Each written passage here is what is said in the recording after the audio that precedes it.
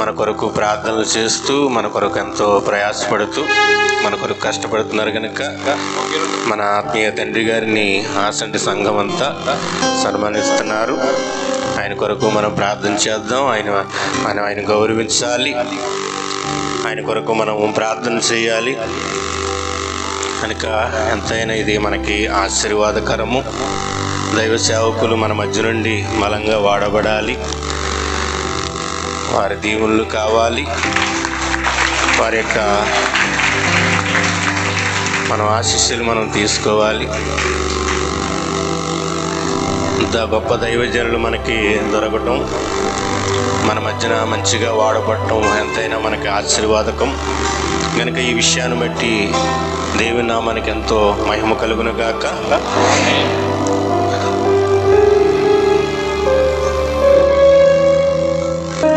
మరి సమయంలో ఆచంట సంఘానికి నా ప్రత్యేకమైన వందనాలు తెలియజేస్తున్నాను. ఈ సన్మానం మీరు నాకు చేశారు, అయితే నాలో ఉన్న దేవుడికి మీరు చేశారు. ఏమండి, నాకు తెలుసు, నాకైతే విలువ లేదని నాకు తెలుసు. నేను ఒక మట్టి పురుగునని, ఎంతలో కనబడి అంతలో మాయమై మట్టి పురుగునని, నేను నశించిపోయే మట్టి పురుగునని, ఎన్నో మానవ బలహీనతల చేత ఆవరించబడిన వ్యక్తినని నాకు తెలుసు. అయితే ఈ ఘనత నాకు ఎందుకు కలిగిందంటే, ఎవరిని బట్టి కలిగిందంటే, నాకు ప్రభువును బట్టి ఘనత నాకు కలిగింది. ప్రభువును బట్టి వచ్చింది నాకు ఈ ఘనత. అంచేత మీ అందరి హృదయాల్లో దేవుడు ఉండి ఈ విధంగా ఘనపరచాలని ప్రేరేపణ, ఈ ఆలోచన దేవుడు మీకు ఇచ్చి నన్ను ఈ రీతిగా ప్రభు సన్మానింపజేశారు. కనుక మీ అందరికీ నా హృదయపూర్వక వందనాలు తెలియచేస్తున్నాను. ఆచరణ సంఘాన్ని పురుషులందరికీ అలాగే స్త్రీలందరికీ మీరందరూ కూడా ఆయురారోగ్యం ఐశ్వర్యాలతో సుఖశాంతులతో నెమ్మది కలిగి దీర్ఘాయుష్మంతులుగా జీవించాలని నా ప్రార్థన. నూతన సంవత్సరంలో నూతన ఆశీర్వాదాలతో మీరు వర్ధిల్లాలని కూడా నా ప్రార్థన. ఈ విధంగా మీరు దేవుడిని గణపరిచినందుకు దేవుడు మిమ్మల్ని గణపరచాలని తెలియజేస్తూ ఈ సన్మానం నాకు చేసినందుకు మీ అందరికీ మరొకసారి నా తరపున, నా కుటుంబం తరపున హృదయపూర్వక వందనాలు మీకు తెలియజేస్తూ మిమ్మల్ని ఆశీర్వదిస్తూ నా మాట ఇంతటితో ముగిస్తున్నాను. దేవుడు మిమ్మల్ని దీవించి ఆశీర్వదించును గాక. ఆమేన్. అందరూ పట్టుకుంటే సింగ్ అలా పట్టుకున్నట్టుగా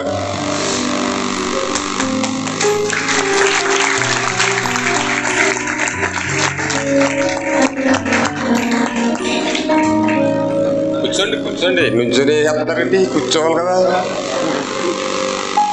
ఆ బొకేలు బట్టలు ఇవ్వండి.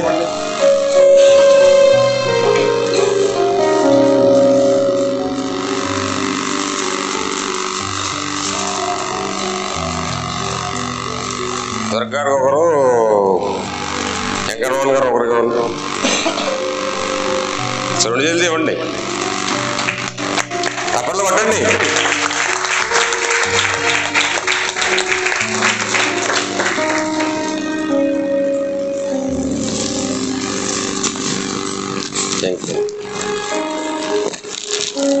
అందరండి పట్టు పోసి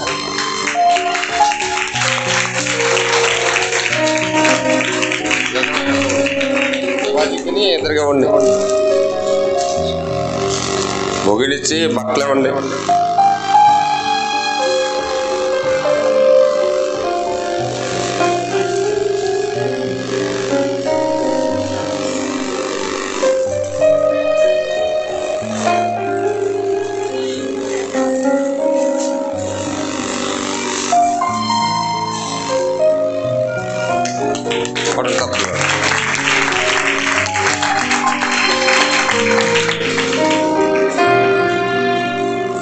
సరే,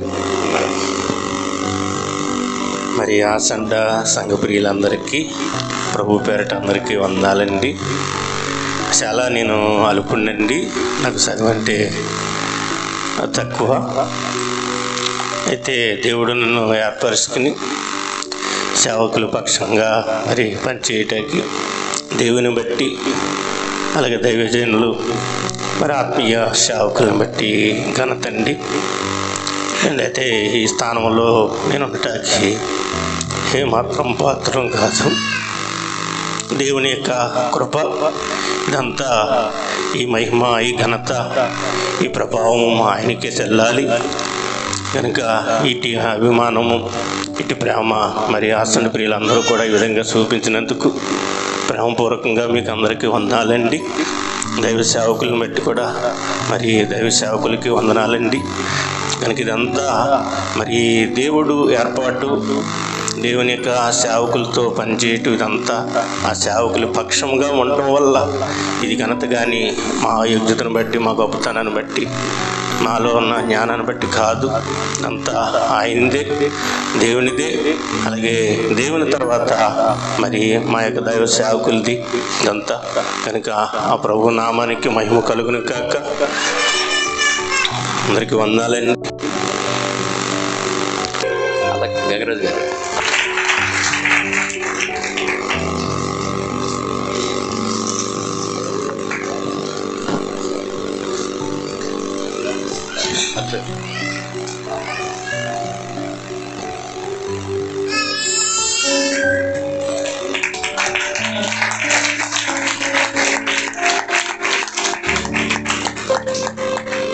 మీ అందరికీ వందనాలండి. మరి నూతన మందిరముగా మేము కట్టుకున్నామని మరి దైవదాసులకి, మాకు ఎంతో మరి ఆత్మీయ తండ్రి గారికి, మరి ఇలాగా పరిచర్యకు వస్తున్న మరి ముగ్గురికి కూడా మేము మరి ఇలాగ మరి బట్టలు పెట్టి సన్మానం చేయాలని ఒక ఆసక్తిగా, ఒక ప్రేమగా మరి మేము సంఘం అంతా కూడి మరి చేయటానికి మరి దేవుని ఇచ్చిన కృపను బట్టి మీకు అందరికీ వందనాలు. మరి మరి మరి చేసిన కార్యము మరి మేము మనస్ఫూర్తిగా ప్రేమపూర్వకంగా చేసాం.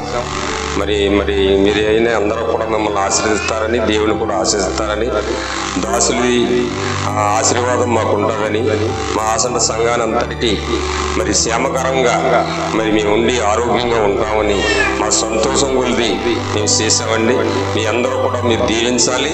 అలాగే దేవుడు కూడా మమ్మల్ని ఆశీర్వదిస్తారని నమ్ముతూ దాసు కుటుంబాలు మరి ఈ కుటుంబాలను దీవించబడి పరిసరలు ఎంతగానో మరి ఈ మందిరం, నూతన మందిరం ఇచ్చారు కనుక ఇందులోకినైనా ఎంతో మంది ఆత్మలు వచ్చి కట్టుబడి రక్షించబడతారని కూడా ఆశిస్తూ వస్తున్నాం కనుక మరి దేవునికి మహిమ కలగాలని మీకే వందనాలు చెల్లించుకుంటూ, ఆ దేవునికి వందనాలు చెల్లించుకుంటూ యేసు నామములో ప్రార్థించి ఏడుకున్నాము తండ్రి.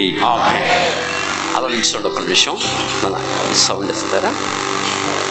మళ్ళీ కూర్చోండి, మళ్ళీ ఒక నిమిషం కూర్చోండి.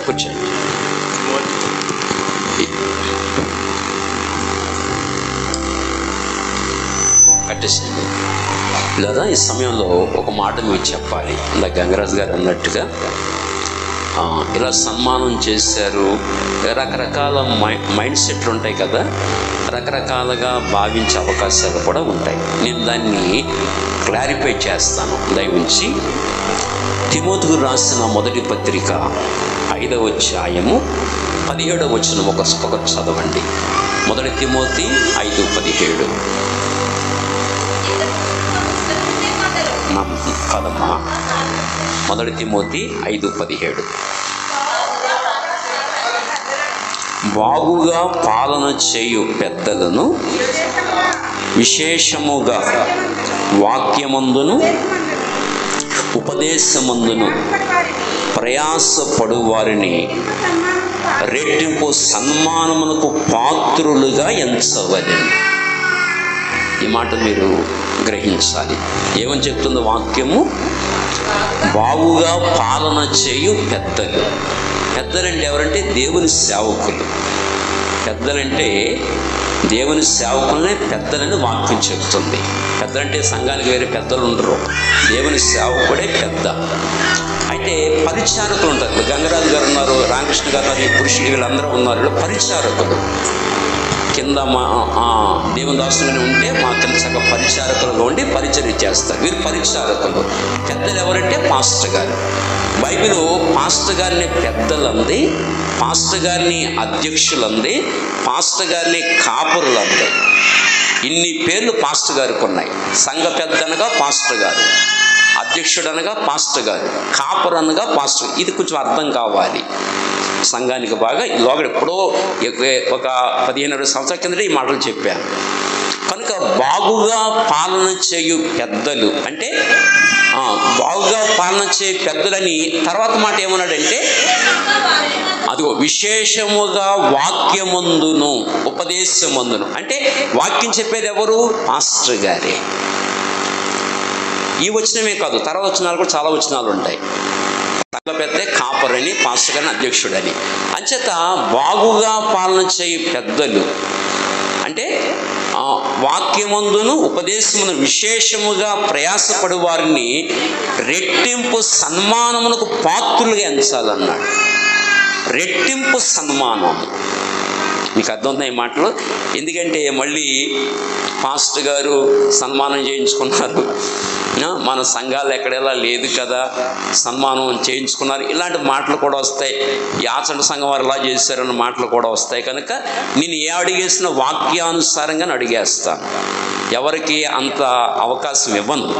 అంచేత నేను ఈ సన్మానం అనేది ఒకసారి ప్రారంభించాను, అప్పటి నుంచి నడుస్తుంది. దేన్ని బట్టి ప్రారంభించానంటే, నేను సన్మానం అంగీకరించేవాడిని కాదు అస్సలు.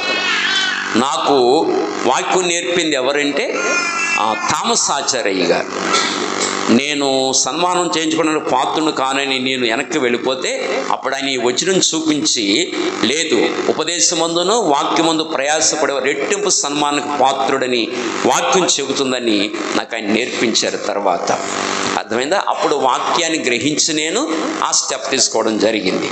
కనుక ప్రభునందు పిల్లారా, మరి వేరేగా మీరు అన్యదా భావించకండి. తర్వాత ఇంకో రకంగా దీన్ని ఏమో తలంచకండి. మరి సన్మానం ఎలా చేశారు, ఆచంట వారు పాస్టర్ గారు ఎలా చేయించుకున్నారు అన్న తలంపు ఎవరికి రాకూడదని వాక్యం తీసి చూపిస్తున్నాను. వాక్యానుసారంగా ఇప్పుడు వీరు చేసింది ఇది వాక్యానుసారమే అని కూడా మీకు నేను తెలియజేస్తున్నాను. ఆచరణ సంఘం వారు చేసింది కూడా ఇది వాక్యాన్ని అనుసరించి చేసిన కార్యమే అని కూడా మీకు ఈ సందర్భంగా నేను జ్ఞాపకం చేస్తున్నాను. మీకు అర్థమవుతుంది కదండి? అంచేత వేరన్యత ఎవరు భావించొద్దని మనం చేస్తూ ఒకసారి మనకు సన్మానం చేసిన ప్రియుల కొరకు ఒకసారి ప్రార్థన చేద్దామండి. అందరూ కళ్ళు మూసుకుని ఒకసారి ప్రార్థన చేద్దాం. ప్రేమ కలిగిన మా మహాపరిశుద్ధ పరమ తండ్రి, ఈ ప్రత్యేకమైన సమయంలో మరి ఆచంట సంఘ ప్రియులను బట్టి అనగా నాకు ఇచ్చిన ఈ ఆత్మీయ బిడ్డలందరినీ బట్టి నీ సంఘంలో ప్రార్థిస్తున్నా. మీ దాసులుగా మమ్మల్ని ఎంతో ప్రేమించారు. ఆయన ఆత్మీయ తండ్రి, ఆత్మీయ తల్లి అని మమ్మల్ని ప్రేమించి గౌరవించి ఈ రీతిగా అందరి మధ్యలో సన్మానము చేసి ఈ రీతిగా మమ్మల్ని ఘనపరిచారు. ఈ ఘనత, ఈ పేరు కేవలము నిన్ను బట్టి కలిగింది. కనుక సమస్త విధములైన మహిమ, ఘనత, కీర్తి, ప్రభావములు నీ పాదములకి ఆరోపించుకుంటున్నాం.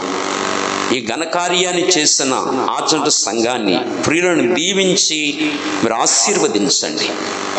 దేవా, నిన్ను ఘనపరిచిన వారిని ఘనపరిచే దేవుడు కనుక వీరిని ఘనపరిచి ఈ నూతన సంవత్సరంలో నూతన ఆశీర్వాదములు ఇచ్చి నూతనంగా వీరిని ఆశీర్వదించి వీరిని కూడా మీరు ఘనపరిచి ఉన్నత దీవెనలతో నింపమని నీ పాదసంలో ప్రార్థిస్తూ మరి ప్రియులందరినీ మీ చేతులకు అప్పగించుకుంటూ వాక్యములో చెప్పబడినట్లుగా వారు చేశారు, నీ వాక్యాన్ని నెరవేర్చారు కనుక వారిని దీవించి మీరు ఆశీర్వదించమని కోరుకుంటూ మీ వందనాలు స్తోత్రాలు చెల్లించుకుంటూ ప్రభువును రక్షకుడునైన యేసు ప్రభు నామములో ప్రార్థించి వేడుకొనుచున్నాము తండ్రి.